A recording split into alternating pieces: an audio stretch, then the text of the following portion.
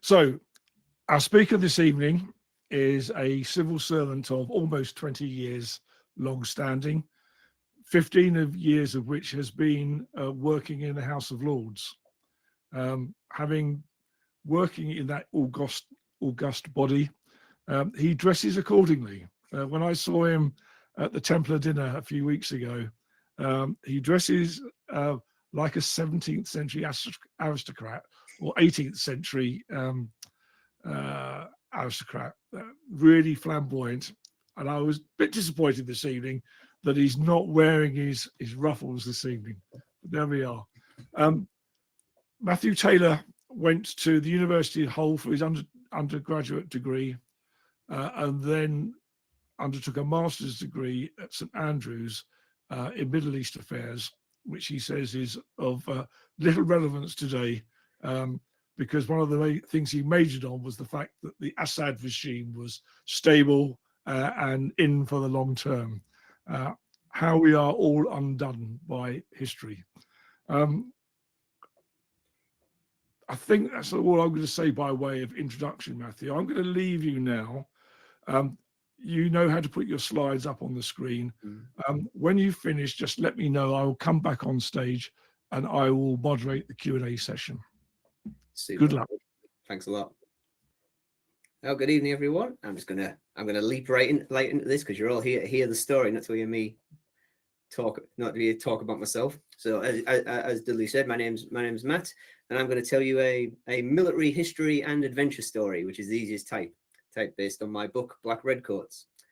And so where we're going to be today is we're going to be in the War of 1812, the incredibly poorly named War of 1812, which lasted from 1812 to 1815. Now, we don't have time, and it's a lot of time to like dig into this too much, but for our purposes, let's say this war is the Americans' fault. So, for various reasons, the United States attacked the British Empire's Canadian possessions, what we would now think of as Canada, in 1812. The American attack on Canada was fortuitously for the British Empire incredibly mismanaged, and the Canadians, or those who would become Canadians, put up an incredibly stiff resistance to what was expected to be a bit of an easy cakewalk on the American half. However, it would be wrong to say that this wasn't the last thing the British Empire needed, because in 1812 we are still at war with Napoleon. It is a massive global war, and in 1812, in many ways, that's kind of the apex of Napoleonic power.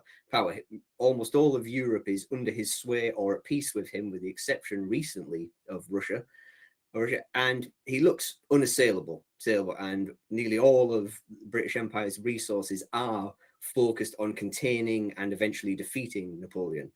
So this new front in North America was the last thing the British Empire needed. There was virtually no presence of the British military in North America when this war began. And so thanks to the resistance of the Canadians themselves and Native Americans allied to us, we held the Americans, but the British Empire is under pressure from this, and the British Empire needs to find a way to strike back. So how do we do this in this new front in our ongoing global war? Well, the way London came up with was to fall back on what the British Empire is good at. We have naval superiority worldwide. So London settles on the Chesapeake Bay, which is now on screen. I've actually turned this picture sideways, so north is off to the left on the screen, because the Chesapeake Bay is really north-south long, and it would just be a tiny picture in the middle if I hadn't turned it sideways.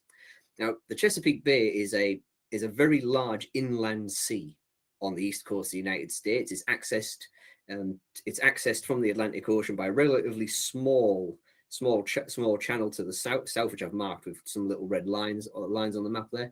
And once you're in the Chesapeake Bay, the fact it's kind of an inland sea means that a fleet in there is protected from the worst excesses of the Atlantic and can essentially sit there as long as you can supply it. So the British operational concept here is punitive. We're going to put together a fleet which will contain an element of landing forces. We're going to sail into the Chesapeake Bay, interdict American trade, blockade the movement of merchant vessels and so on, but also engage in raiding on the American coastline with the simple punitive aim of bringing political pressure onto a part of the United States that would feel safely distant from the war at the Canadian frontier. And so it's a classic using military force to force a political change. The British forces aren't intending to like recapture parts of the United States. They're here to land, set fire to stuff, induce fear and terror, and hopefully induce political change via that. The Chesapeake Bay is a perfect area for this because not only do you have places like Norfolk, a naval base then as it is today in Virginia, you've also got a relatively easy access by river to places like basically like the port of Baltimore and the newly built city of Washington D.C. And the Chesapeake Bay is surrounded by the states of Maryland and Virginia, which are long, several hundred-year-old American colonies, now states in the new nation. They're long settled. They're economically important to the United States as a whole, and it essentially allows a force in the Chesapeake an umpteen number of landing options. And being fleet based, you can land at one place, raid, burn, pack back up, sail off, and attack somewhere else long before any land-based defenses, the defense forces can mass move to intercept you. And it was a good operational plan, but when the fleet was sent in early 1813, so about 5-6 months into the war, the initial landing operations by British forces did not have great success. They landed in some small coastal communities and successfully attacked, and there was lots of supply looting because part of maintaining the fleet in the Chesapeake would require constant grabbing of supplies from the United States to maintain the fleet's position. But whenever you went outside of a very narrow littoral area, it was American War of Independence all over again. British forces would get lost. British forces would get ambushed by local militias who know the ground better, and things like that. So for about a month or two, it looked like the operational plan might be stillborn. Essentially, there's no. You can sail up and down the coast all you want, but you can't actually project power inland. But from the British perspective, something completely then unexpected happened. Literally within weeks of British forces arriving in the Chesapeake Bay, they enslaved African American people because Maryland and Virginia are both slave states. It's from the farms and plantations of this area, and they immediately began escaping from their enslavers and fleeing to the British forces. The first set, I believe, was a bunch of guys who stole a boat and they rowed out to HMS Victorious and offered their services in exchange for being taken away from the United States. And in that instance, they were entered on the books of HMS Victorious, and I think 9 or so months later, they disembarked at Halifax in Nova Scotia when Victorious went back on a supply run. The reasons for why enslaved people in this region came to British forces are multifaceted. Only 30 or so years before, in the American War of Independence, thousands of enslaved people had been freed by British forces in order to fight American patriots. So you had Dunmore's proclamation in Virginia, and eventually, General Clinton also did a proclamation of freedom to people enslaved by rebels, and that led to thousands of African Americans escaping slavery, largely moving to Canada as part of the Loyalist refugee wave. So that that was probably in living memory of a large proportion of the African American population of this region. In the years running up to the war as well, there was also several intriguing instances where African Americans would escape onto British merchant ships, and for whatever reason, British crews wouldn't return them to the American authorities, so they'd get their freedoms. So there was it's an interesting kind of like deep argument to have about what in African American culture can put the Brits on a slightly different access to the Americans, because of course the British Empire is still a slave-holding empire at this point. We're a good 20 years away from the end of British slavery, and African Americans themselves wouldn't have been unaware of this, because the market of enslaved people in the Caribbean and the East Coast of the United States are umbilically linked. So you'd find American enslaved people who might originally have been enslaved in Jamaica or Barbados before then being sold on in the Americas. So the decision by people to escape American slavery to come to British forces is a fraught one.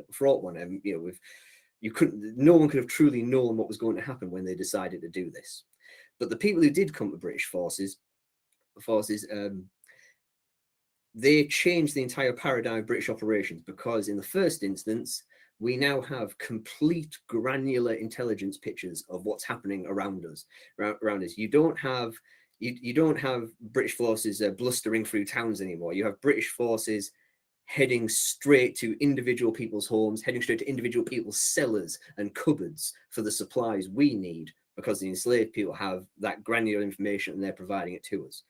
Alongside that kind of information, we also have the intelligence gain of enslaved people quite regularly escape slavery and come and inform British landing forces that militia are amassing in X area or Y area, allowing us to engage or avoid as we see fit. And there's also the enslaved population of this region, including enslaved fishermen who would operate boats in the bay, and that meant you had people who knew the depths of various rivers and creeks that we hadn't had the opportunity to properly map or sound. And so British forces on sea are getting to places no one expects them to be thanks to this. And then when you're on land, British forces have that kind of complete picture of the area they're fighting in that completely undermines the American ability to resist. After about a year of this unofficial support with several hundred and eventually several thousand African Americans escaping to British forces,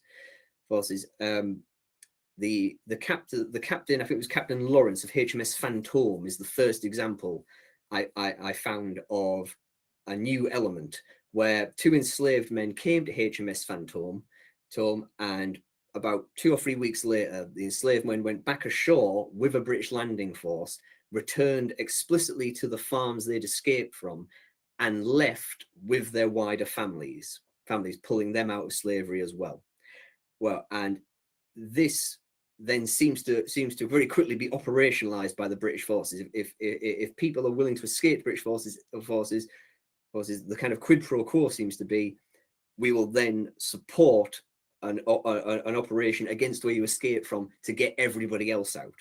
And this is crucially important in how we understand how this all plays out, because in slave societies, generally speaking, escaping slavery is a young man's game. You have to be young, you have to be fit, you have to be self-reliant, you have to go miles to potentially escape slavery.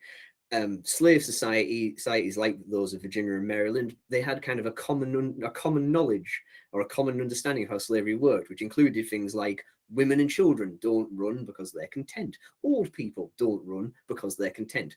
In actuality, it's the unlikelihood of that actually leading a real escape which led to that.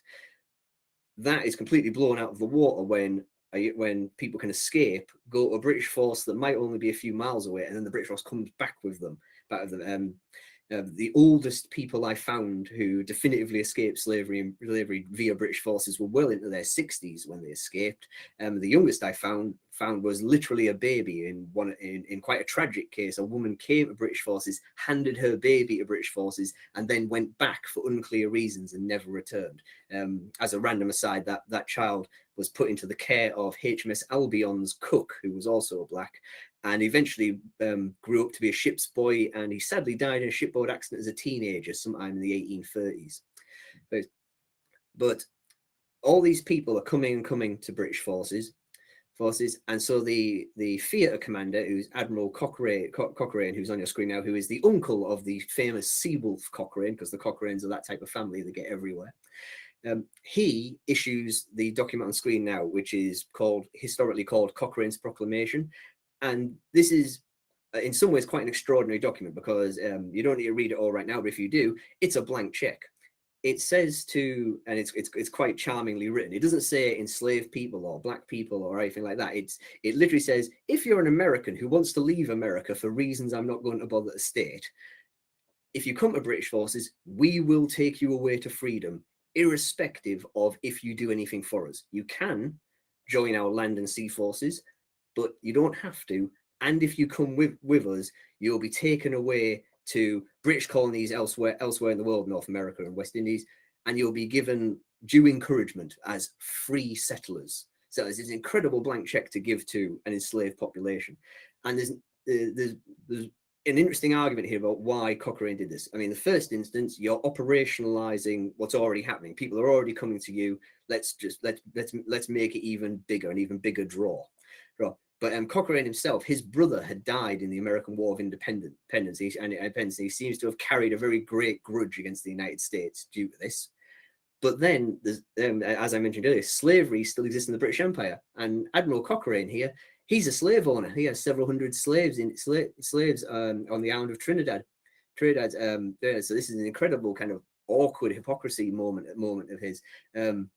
In some ways, and this is just a view of my own, in some ways I feel that Cochrane's ability to kind of cut to the heart of what slave societies fear might be a function of the fact that he himself was part of slaver society. He understood the neuroses and the fears, and he was going to exploit them for the military gain of his nation.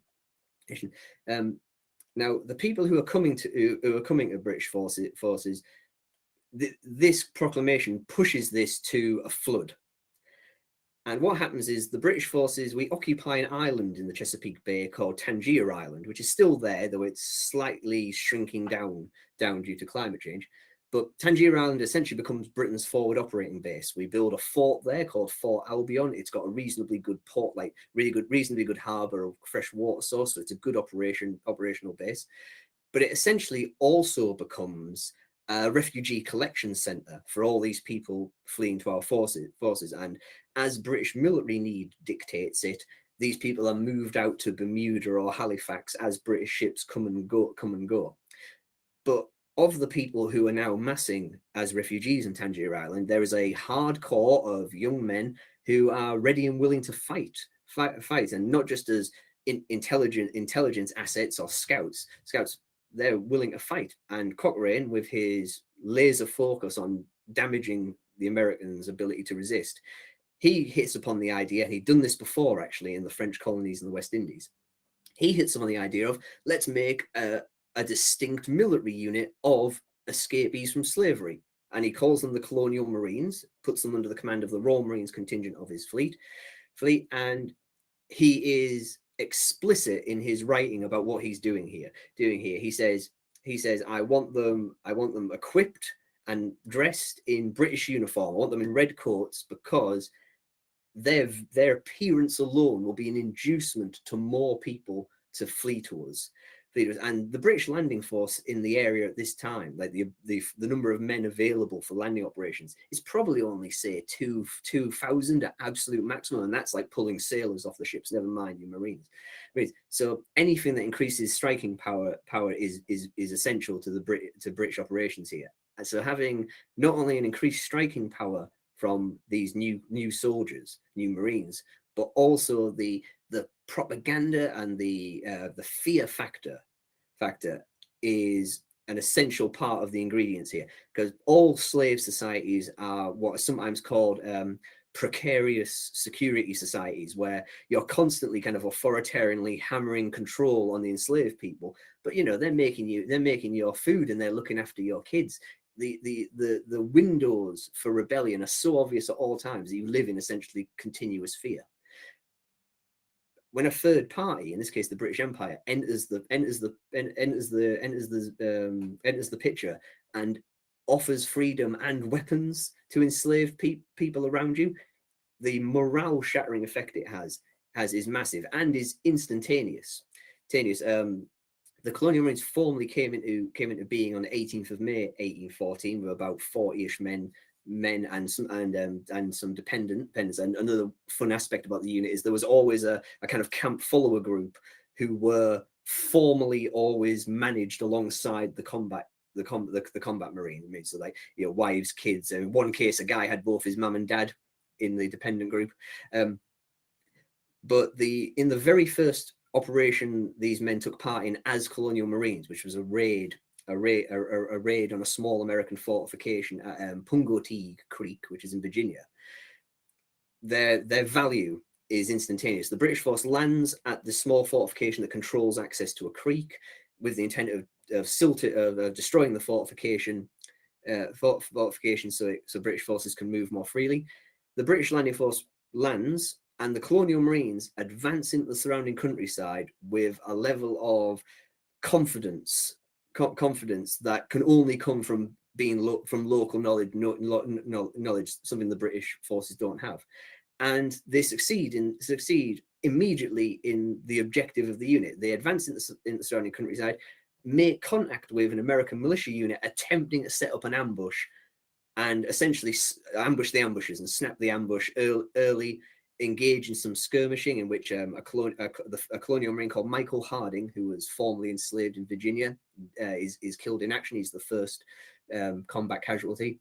He dies, but the Colonial Marines as a group continue to engage the militia. A British officer says, you know, the death of their comrade was the moment when, in his opinion, this is where the unit will work or not is going to be clear. And he says they didn't falter. They were animated to revenge by the death of their comrade.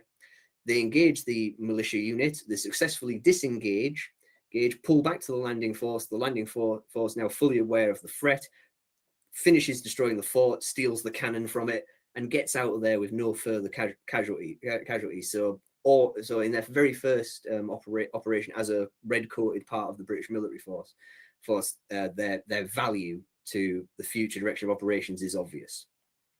Now, the image I've got on screen now, you don't need to see too great detail on. Apart from that, on the left side you've got Chesapeake engagements in 1813, and then on the right side you've got Chesapeake engagements in 1814. And all the little burning buildings are successful British raids. So in the first year, we're quite limited and quite coastal. In the second year, we're setting fire to everything, and we're setting fire to stuff quite far inland. In the thesis of my book, the point of my argument, because British forces now have this incredible intelligence asset and combat power increasing element in their forces. Alongside the intelligence and combat power increasing element, the effect on the Americans' ability to resist an invader is, in my opinion, completely shattering. The American military paradigm in this era is militia-based. If someone attacks, all the men of the community are meant to grab their, the Minuteman idea. They're meant to grab their gun from the closet, get into the town square, collect up, and go and fight the invader. When the invading force is explicitly aiding and arming the enslaved people who are everywhere around these communities, that paradigm completely falls apart. People are unwilling to leave their own homes and farms for fear of what might happen in their absence, be it the simple escape of all their enslaved people or the potential destruction of their homes. And there's also that element of kind of the very racially charged idea of the savage slave uprising is ever present in people's minds.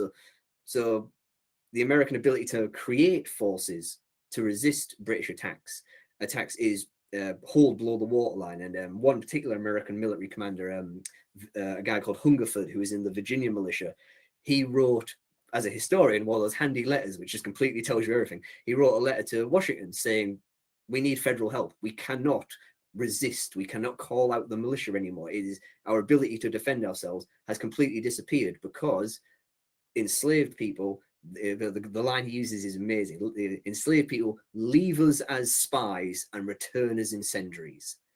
And the entire ability of the American American understanding of how they defend their nation has disappeared. And this leads on to one of those kind of arguments that I love making, which is the most famous part of the War of 1812 in British eyes, because we virtually don't remember it, for lack of a better word. The most famous part of the War of 1812 is the destruction of Washington, D.C. and the apocryphal story about the White House being white because it was burnt and all that. The landing operation that led to the destruction of Washington, D.C. should not have happened as it happened. A very small force, because army reinforcements eventually arrived in the Chesapeake, boosting the British landing force by doubling it to a mighty 5,000, which is, again, in Napoleonic terms, a ridiculously small number of troops. But these 5,000 men, they successfully land at a place called Benedict in Maryland, and they march roughly 30 odd miles inland, meeting no resistance until they finally smash into an American force at the town of Bladensburg, which is now a suburb of Washington, D.C.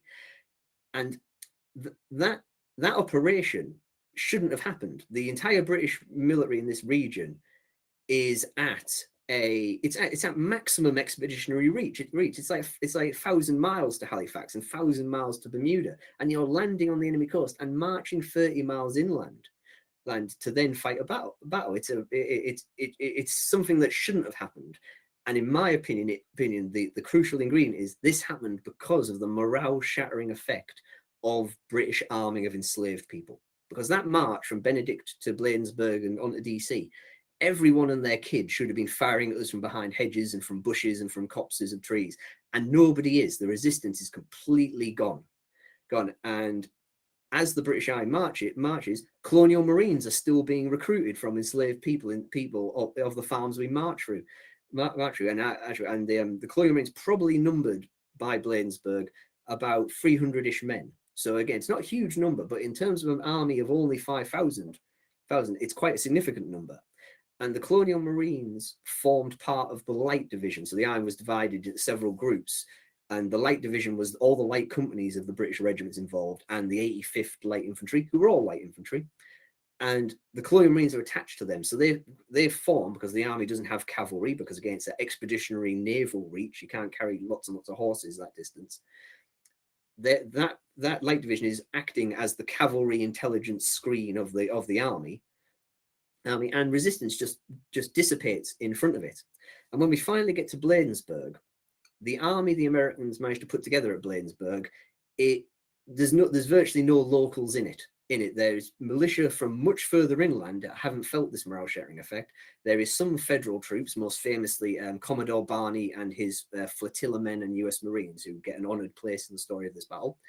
But again, they're people who haven't yet, they're not the local defenders you would anticipate in the United States. And the Battle of Bladensburg itself is quite famous in American terms because it's regarded as one of these a truly terrible defeat for the United States.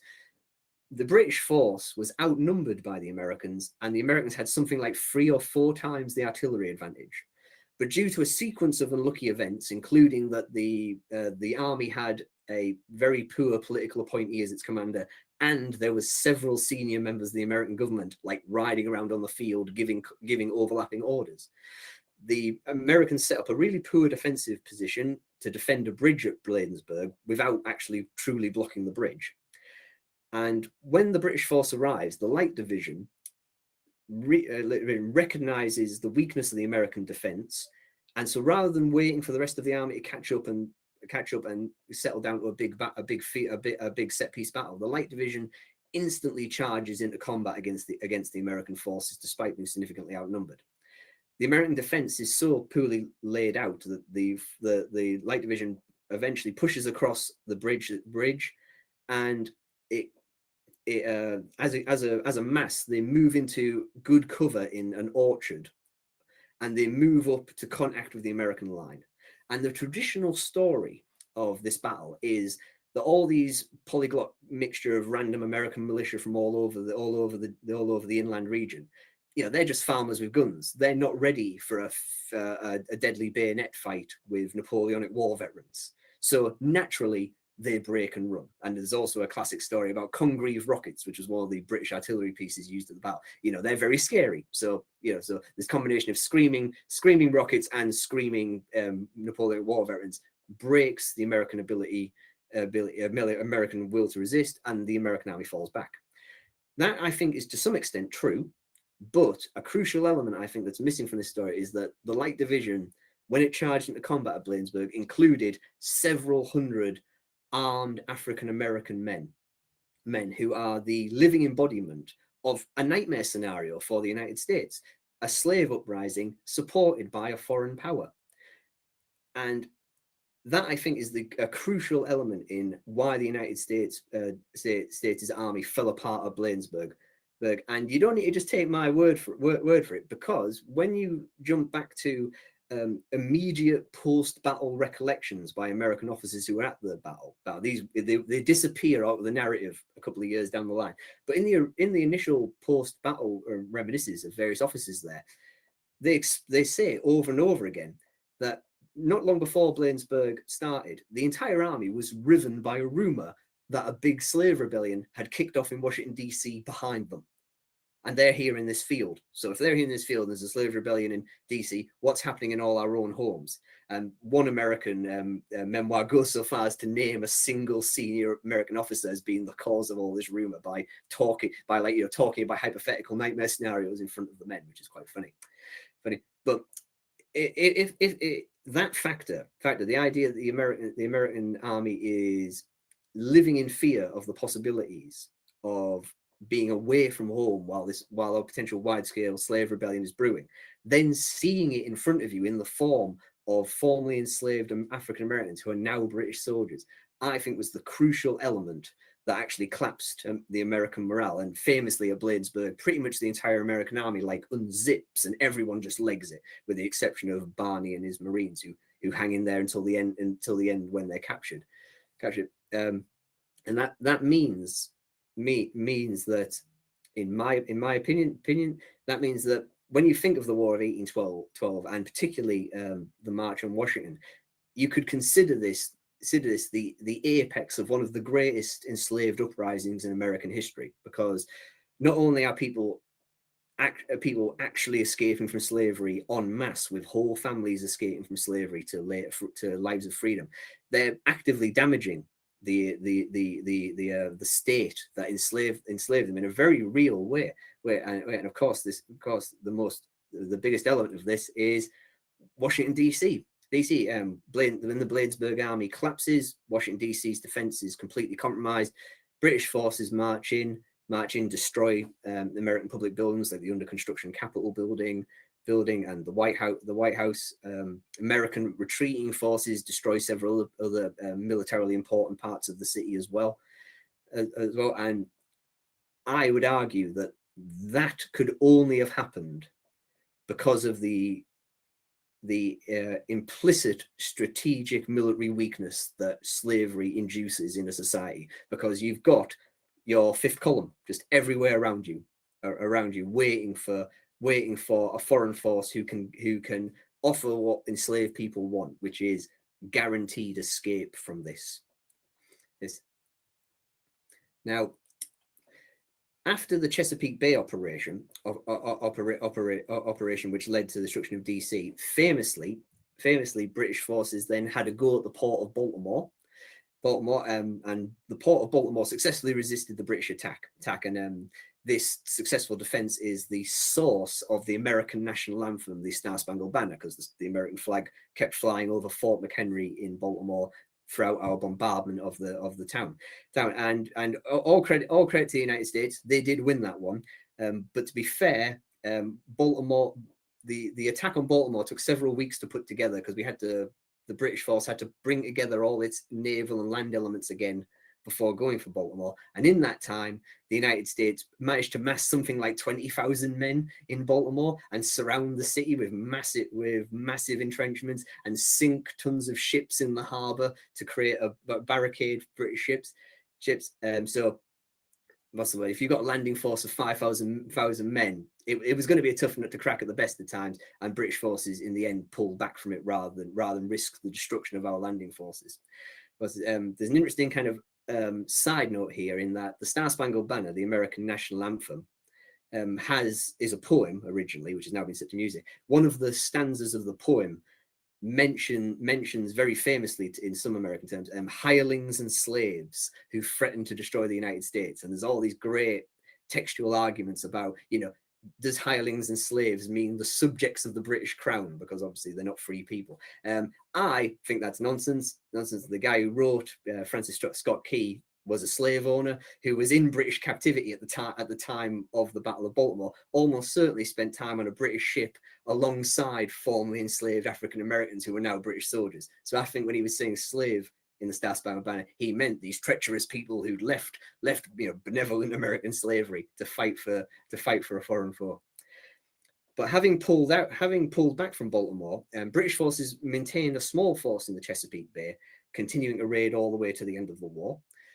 But the vast majority of the Chesapeake Colonial Marines and the fleet there, they pulled out of the Chesapeake and were sent down to Georgia, which is a Southern American state, and were planted on what's called Cumberland Island, which is quite a very large island, only about a mile off the coast. So compared to Tangier Island, it was a much more kind of aggressive posture.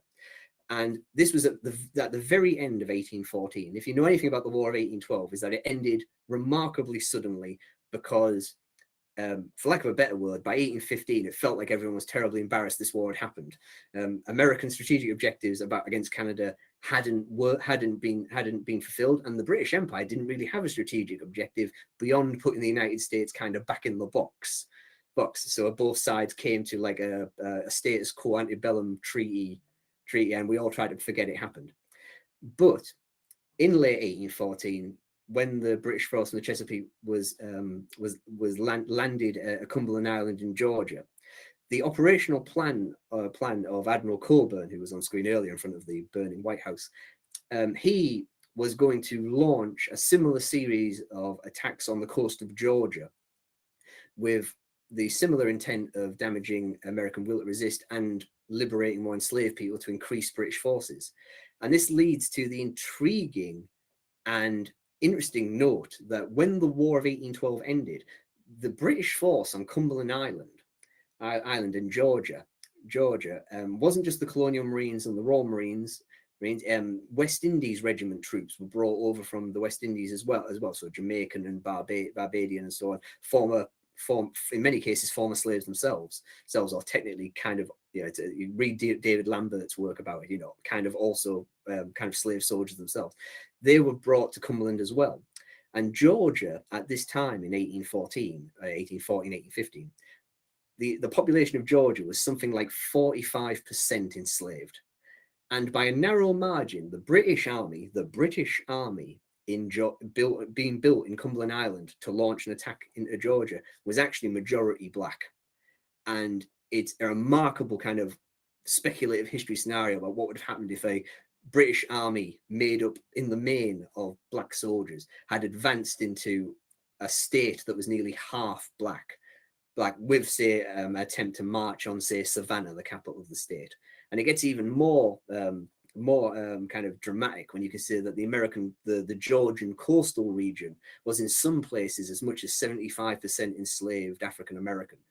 So it could have the British forces could have created something that would have changed the whole trajectory of American history in Georgia in 1815 if the war hadn't came to a sudden end. Simultaneously, and this is what's now on screen. I'm sorry, I've kind of narratively wandered, which is what I tend to do. Simultaneously, as Washington DC has been burnt in August 1814, the British officer on your screen now, who is Major Nichols, Fighting Nichols of the Royal Marines. He's a bit of a legend, I understand. He's one of these guys who kept on having bits of him blown off, arms and eyes and stuff, and he just kept on going, if you know what I mean. He was sent into Florida And Florida is interesting because in 1814, Florida isn't part of the United States. It's technically part of the Spanish Empire, though the Spanish authority is basically non-existent because of everything that's going on in Europe.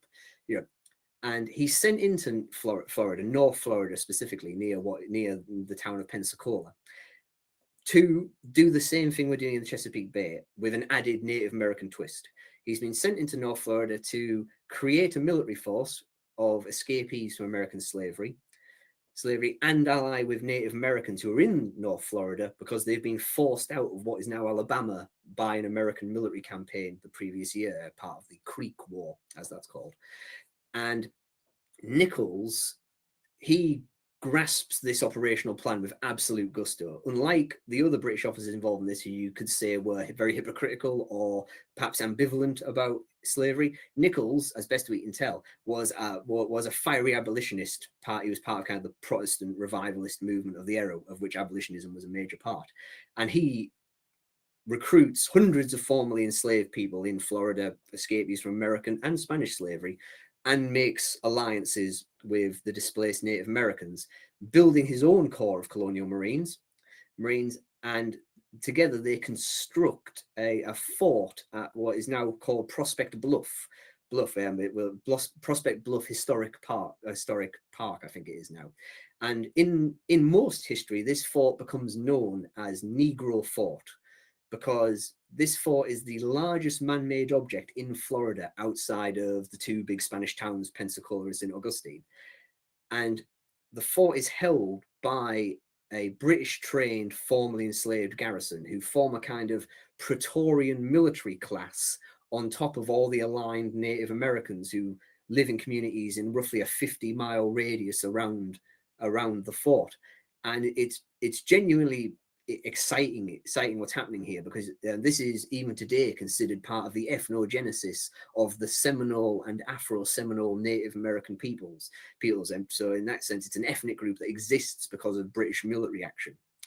But Nichols, his belief in what he was doing was absolute. He made a speech to his newly recruited, formerly enslaved people in Pensacola, which he briefly occupied, which began with the absolutely killer line, "You are already heroes because you've dared to be free."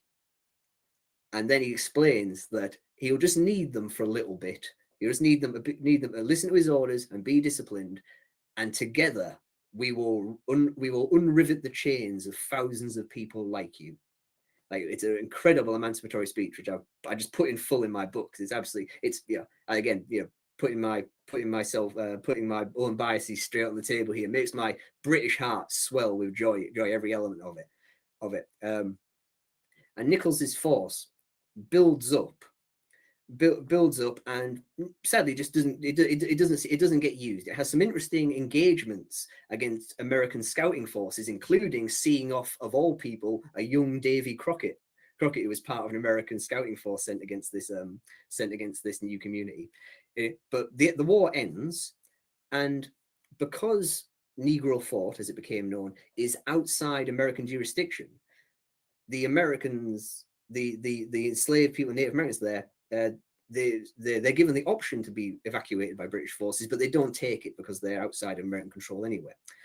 And that means that although the war has ended, the fort of Prospect Bluff, with its British-trained, British-equipped Praetorian military class, survives into 1816. And in 1816, after about a year and a bit of living as its own community, lots of interesting observations were made. Like the Spanish noted that the community celebrated various Native American celebrations alongside celebrating Christmas. And at one point, a Spanish military garrison sent a team to Prospect Bluff to ask for food because the community was thriving and the Spanish garrison was suffering.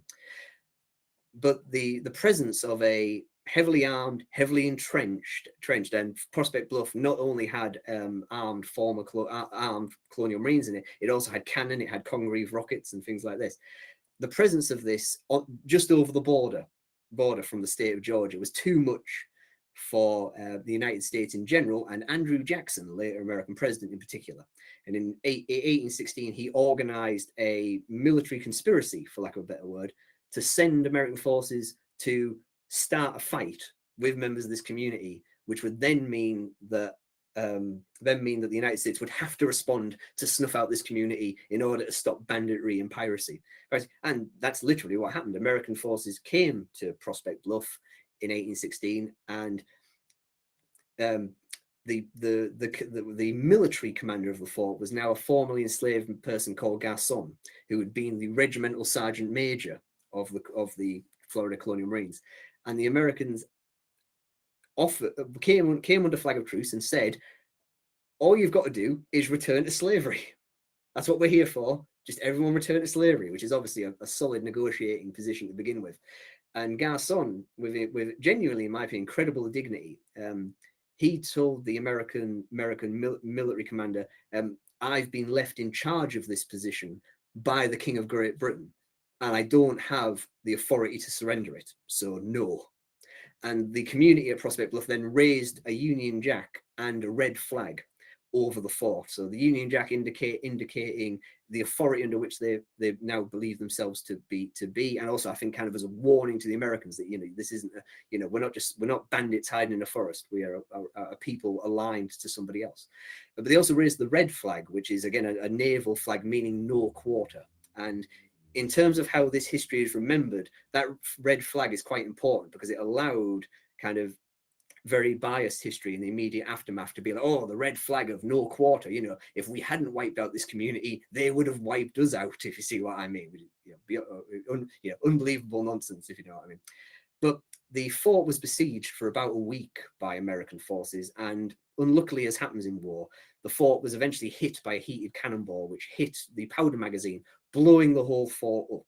And its remnant now is what's on screen at present. Some genius in the US Forestry Service has put a flagpole in roughly the center of where the fort was, and there's still a Union Jack flying there. This picture's a couple of years old.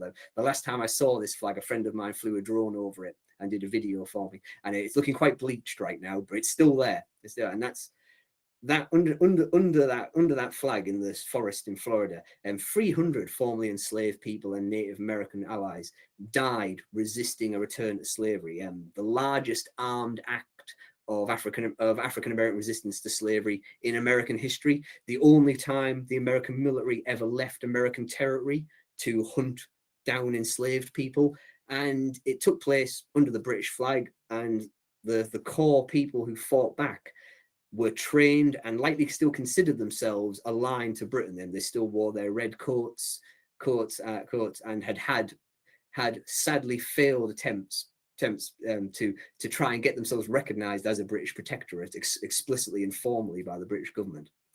And that's a quite tragic story, but the story doesn't truly end there in Florida. Survivors from this community, of which there were many, they fight on for literally decades afterwards. Immediately after 1816, we move into what are called the Seminole Wars, which is the American conquest of Florida.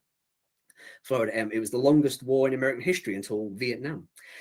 And what you find is as the American forces are advancing through Florida, fighting primarily Native Americans, every now and again, armed, red-coated, formerly enslaved people appear. And American intelligence documents go absolutely crazy every time. It's like, oh, there's another one. They're dangerous. They're terrible centers of resistance and expertise. They must be stopped. They must be stopped. So and they fight on for literal decades, and eventually some flee to what is now Andros Island in the Bahamas. And if you go to a map of Andros Island in the Bahamas, look for Nicholstown, and guess who that's named after? After the survivors of his garrison in North Florida eventually make it to there. And there's also an intriguing story in the center of this which I love sharing because it's always so mind blowing. There was a colonial marine called Fernando who stayed behind in Florida at the end of the war. He wasn't at Prospect Bluff when it was destroyed, and he fought on against the Americans into 1818, I think it was. And Fernando was captured by Andrew Jackson, General Andrew Jackson. And Andrew Jackson explains is like he was captured in the manner of a British soldier. And there's a whole debate here about whether it means he was just demonstrating a certain level of military skill, or if he was still in his red coat. I don't know which. I'm romantically, sentimentally, I hope he was still in his red coat. But Fernando was re-enslaved by Andrew Jackson, and Andrew Jackson renamed him Polydor, which means multi-talented, because Fernando was almost certainly multilingual and a former soldier, so he's very an unusual person to have enslaved. But this means that when Andrew Jackson was president of the United States, he had a former British Marine as his slave, working as a gardener for him, and eventually Polydor outlived Andrew Jackson, and eventually lived to see Andrew Jackson's grandson, his owner, Wiggle Fingers, die fighting for the Confederacy during the war, the American Civil War. And incredibly, Polydor probably lived well into his 90s, because in 1870, 5 years after a full American emancipation, he's picked up in the US Census, now living in Louisiana in the region of a former Jackson family plantation. And he's still called Polydor, a retired farm laborer, which is a great euphemism for former slave. And he's living next to two of his sons. He's living with his grandkids. There's dozens of them around them. And in 1865, Polydor would have had the choice of choosing a surname for his family. And he could have picked Jackson. He could have connected his family to the Jackson, the presidential family, and had all that kind of American cultural weight behind it. But he didn't. In 1870, Polydor and his family all around him in Louisiana are the Nichols family, which I think is incredible and magical, because it's 50 years later. And in his 100-year-ish life, Fernando was probably free for 7 or 8 years of his life. And for about half of them, he was a Colonial Marine under Edward Nichols. And that was the name he picked for himself when he became free again. Now, that's all very tragic, but the story doesn't have to end tragically. Thousands of enslaved people escaped America. Thousands of enslaved African Americans escaped American slavery during the War of 1812. It was the largest emancipation of enslaved people in American history until the end of the American Civil War itself. The overwhelming majority of these people were moved to Nova Scotia in Canada, and it would be fair to say they had a tough time of it, dealing with like indifference and neglect, some of it racially charged by British colonial authorities, but they still carved out their own lives for themselves there. The most charming example of that I tend to refer to is there was a former colonial marine called William Deere who escaped from a slave owner in Maryland. He went back, having escaped slavery, he went back and got his wife Nancy out, and 30 or so years later, he's picked up by an American travel writer who's writing a travel log of traveling around Canada. And Nancy Deere, the American travel writer, asks Nancy, don't you regret leaving slavery? Because it's such a hard life here in Canada, in this cold and inhospitable climate, blah, blah, blah, blah.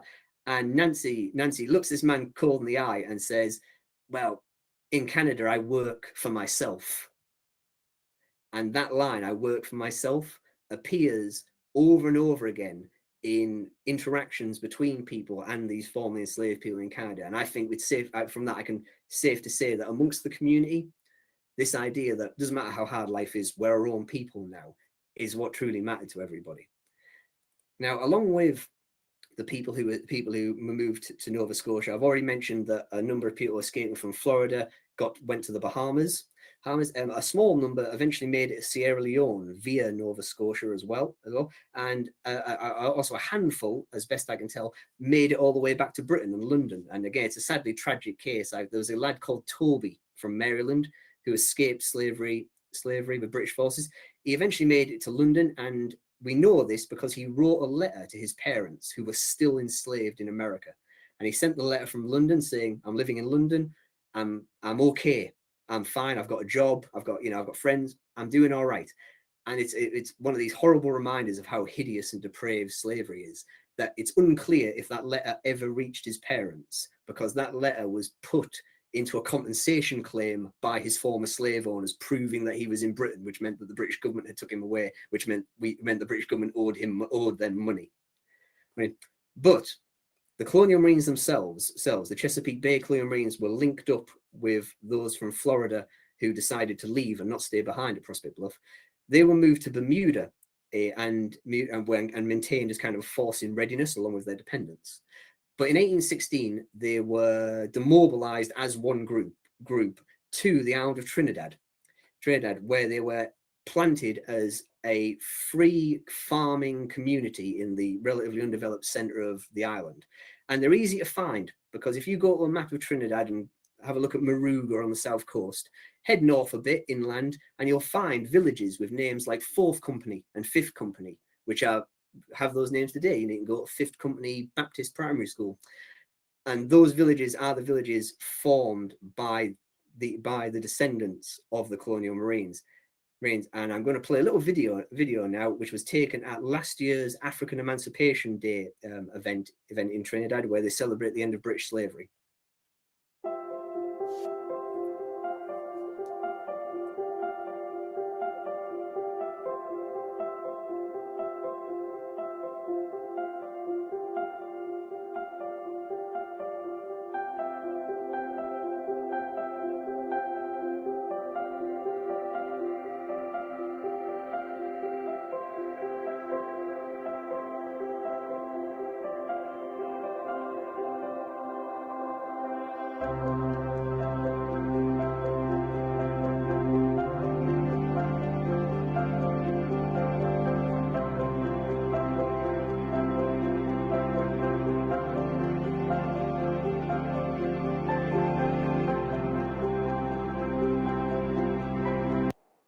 Now I'm stopping there because I always get very moved by that. Because when we do military history, we often think about, wars won and battles fought and things like this. But there is probably no greater legacy of a military action or a military unit than thousands of people, their descendants, who live free today and dress their kids up as little Royal Marines to celebrate that they fought and won their independence in their own right, which makes them a unique part of the British military story, the American slavery story, and the Afro-Caribbean story in itself. And that's the end of my talk. Matthew, thank you so much.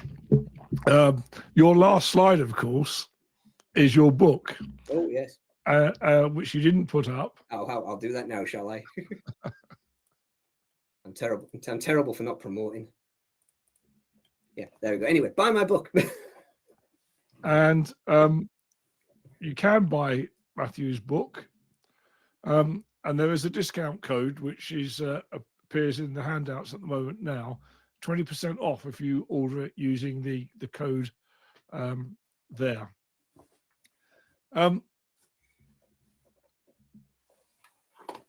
Thank you so much for shining a light on a piece of history which I guarantee many in the audience tonight would have been completely unaware of. We heard a little bit earlier this year in another talk about the actions of black soldiers in Florida, but I know a little bit about the War of 1812, and of course I know about the attack on Washington, D.C., but I hadn't fully realized that central role played by the men that you have so vividly described this evening.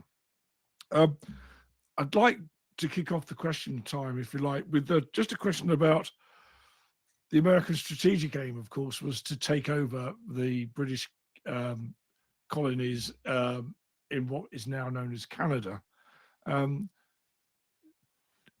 How long do you think they continued to push that strategic campaign? Because we know of several battles that take place on the border, and how much were they distracted and at the end of the day undone by the actions of the British Marines and the Black Redcoats that you described this evening? Well, the American campaign against Canada in the War of 1812 is an interesting one, not because it's a first-class example of what you might call a partisan war. The War of 1812, from the American point of view, kind of only started because not it wasn't a whole society war. Or the vast majority of the United States wasn't hungry to capture all of Canada. There was a faction in American political life which regarded the capture of Canada as essential to defending the future of the United States. But that was not held by the overall majority of Americans. But by luck alone, electoral luck, this faction in American political life kind of just got hold of all the levers of the American federal state, and so launched into this war. And the biggest example I can give you of how American strategic objectives kind of failed at the first hurdle was, if you look at a map, the obvious way to cut Canada off from the British Empire is to advance out of what is now Maine, which was then Massachusetts, into Nova Scotia, cut off Halifax, and it's game over for the British Empire in North America. We have no ability to reach anywhere inland without Halifax. But the states of New England, Massachusetts, and places like that, and Rhode Island and so on, they were not ruled by the political faction that was currently ruling in Washington. So they more or less refused as whole states to take part in the war or allow American military forces to use them as jumping off points. So the vast majority of the War of 1812 took place in the Great Lakes, and what is kind of like almost the frontier edge of Canada and the United States, really far away from the meaningful centers of power. So they were crucially undermined in that first instance. And in terms of the impact the British raiding and the use of enslaved people had, I believe, again, it's an arguable point, I believe it was significantly greater than we remember. Again, the War of 1812 ended suddenly with a status quo antebellum treaty, which the Americans grasped with both hands super quick. And I think that grasping with both hands was a recognition that throughout 1814 in particular, which included the destruction of Washington, D.C., there was the risk of an existential threat to the United States if the British Empire, which didn't really have any territorial objectives, but if the British Empire just thought, bugger it, let's just go and arm every Native American, every enslaved person we see, the United States could have come apart and been heavily destroyed and been potentially splintered.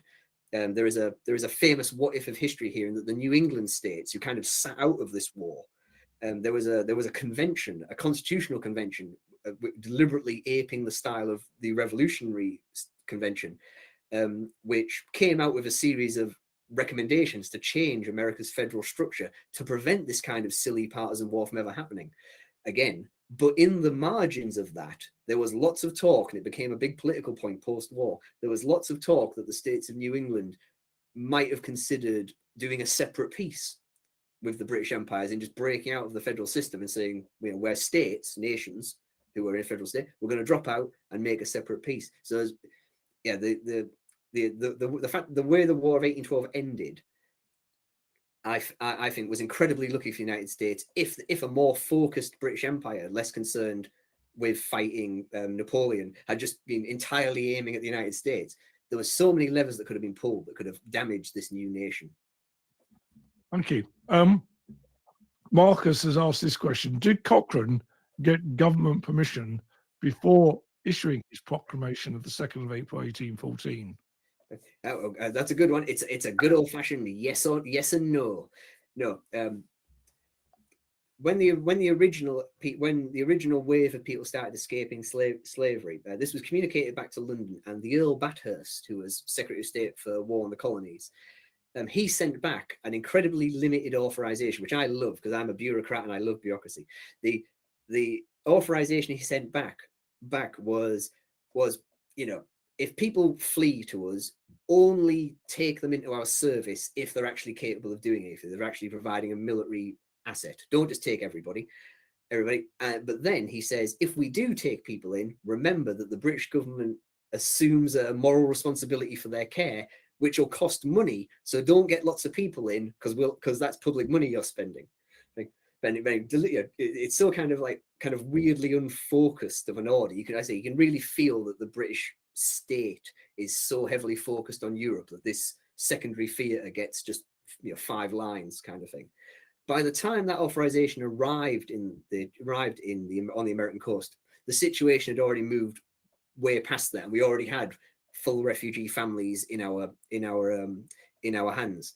And so Cochrane's proclamation was him operationalizing something that had already happened, and a copy of it did make its way to the Admiralty. And it's an interesting kind of, again, there's an interesting bureaucratic argument here about how no one at London end seems to have wanted to put their pen to it as the authorizing officer, but it wasn't denied, so he did it, if you see what I mean. So I get a sensation that if it had went wrong, like the racially charged fear of the error would be what would happen to British prestige if we were seen to be encouraging savage, Haiti style mass killings of other European derived people.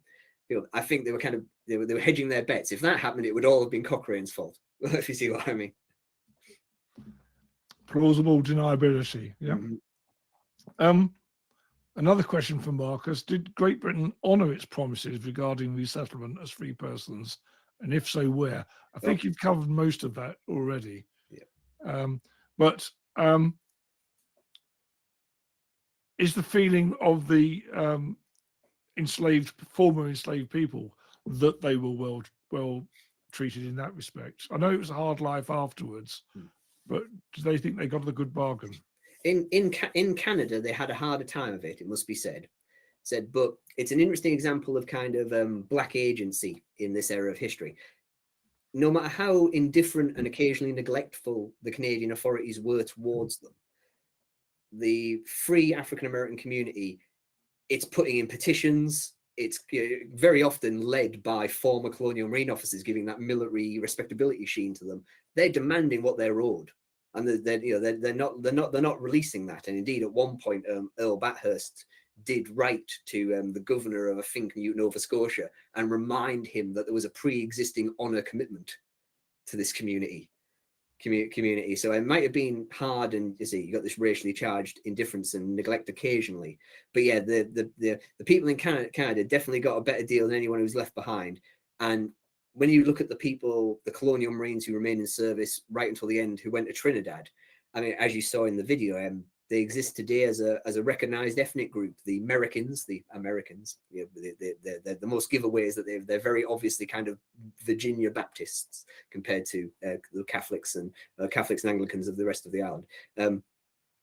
They got the complete dream of any enslaved person, near complete autonomy in the interior of Trinidad, living their own lives. There was a brief period when they had like a white magistrate as kind of their advocate and connection with the Trinidadian government. But eventually, the officers, the NCOs, sergeant and corporals, the colonial marines, they became constables of the community. So they gained their own kind of leadership. They continued their leadership role in civilian life. Rather a long question from Mark, but following on from that, I think a question about the cost of this liberation to the enslaved population. During the American Revolution, the British encouraged slaves to flee to their lines and then do a fairly poor job of feeding and housing them, leading to terrible death rates at New York and Charleston. Large numbers of refugee slaves put a tremendous logistical drag on the liberators, a responsibility they are reluctant to deal with. Does something similar happen in 1814? Well, not in the operational area itself. So I think primarily because the British force, even when augmented by the refugees, is actually still a quite small number of people in real terms. And you've got so much American property around you to supply yourself from. There was never any real indication that British supply needs were ever squeezed. The nearest examples I can find were occasionally captains of ships are saying, well, I can't really do anything now because the ship's full of refugees, so I have to go back to Tangier to offload before I can continue operations. The logistical drag doesn't appear to have reached a critical point at any time. Enslaved people were kind of continually being filtered out of Tangier back up to Nova Scotia and across to Bermuda, where there is some interesting struggle. Like in Nova Scotia, at one point, a prison had to be repurposed as temporary housing. On Bermuda, the Bermudian colonial authorities they were so worried about upsetting the delicate balance between the white free population, the black free population, and the enslaved black population, that they insisted that all the refugees from America be confined on Island, which is the Royal Navy base. So they weren't allowed into the Bermudian society itself for fear of upsetting that, which did cause a level of hardship in the sense that it was a lot of boring idle time that again, it's very interesting to see the agency that instantly flowers in people.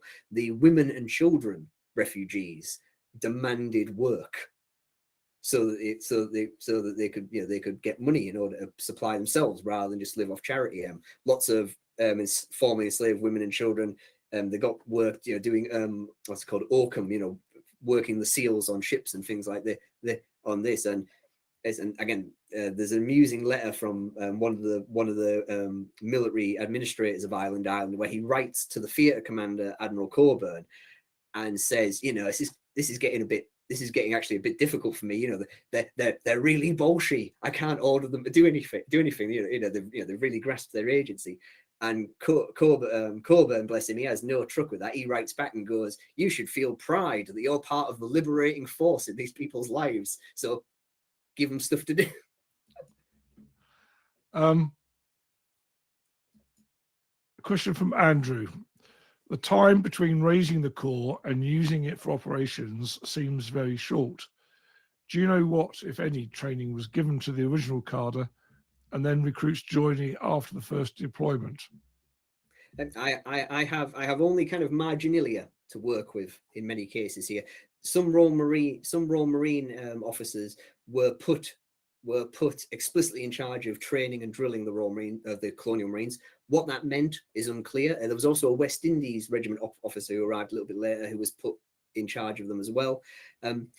Just from kind of textual analysis, it looks to my eye like if you decided to become a Colonial Marine, you signed up and then a month later you see combat for the first time, and that seems pretty consistent throughout all the records. So it feels like there was 3-4 weeks of probably quite intense drilling, drilling at least to operate the weapons correctly and understand the order system correctly. Again, the need for kind of like Napoleonic style forming a line and shooting kind of stuff is lesser because this is a bit more of a light infantry style of warfare.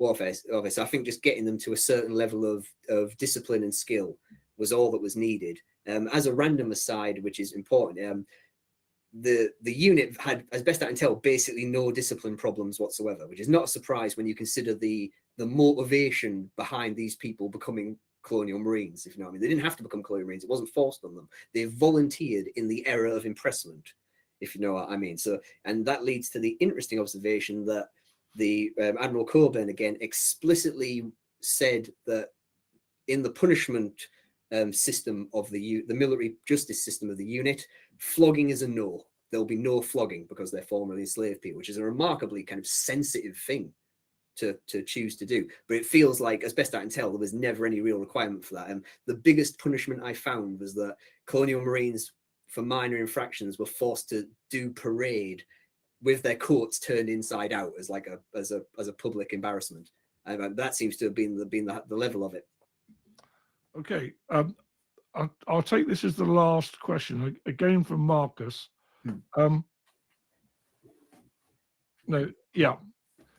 Do any of these Black Marines reappear in the British Army later?